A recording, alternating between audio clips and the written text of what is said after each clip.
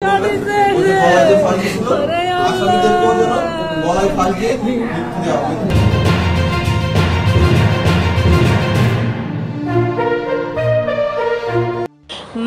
বোনের বাড়িতে বেড়াতে গিয়ে ধর্ষণ এবং নির্যাতনের ঘটনায় মারা যাওয়া শিশু আসিয়ার পরিবারের দায়িত্ব নিয়েছেন বাংলাদেশ জামাতে ইসলামী।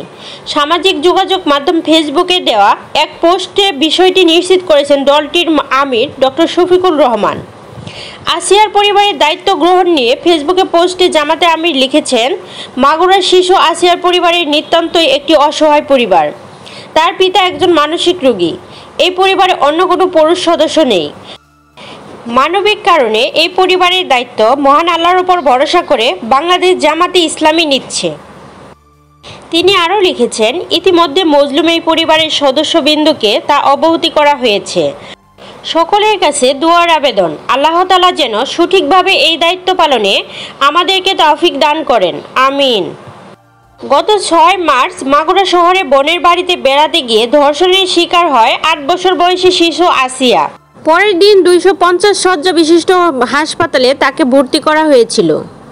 সেখানে অবস্থার অবনতি হলে ওই দিন দুপুরেই উন্নত চিকিৎসার জন্য তাকে ফরিদপুর মেডিকেল কলেজ হাসপাতালে পাঠানো হয়। সেখান থেকে রাতেই পাঠানো হয় ঢাকা মেডিকেল কলেজ হাসপাতালে। তারপর গত শুক্রবার রাতে তাকে লাইফ সাপোর্টে নেওয়া হয়েছে। সংকটপন্ন শিশুটিকে গত শনিবার সন্ধ্যায় ঢাকা মেডিকেল কলেজ হাসপাতালের PICU থেকে সম্মিলিত সামরিক হাসপাতালে স্থানান্তর করা হয়েছে। পরের দিন রবিবার শিশুটিকে CMH পেডিয়াট্রিক ICUতে নেওয়া হয়।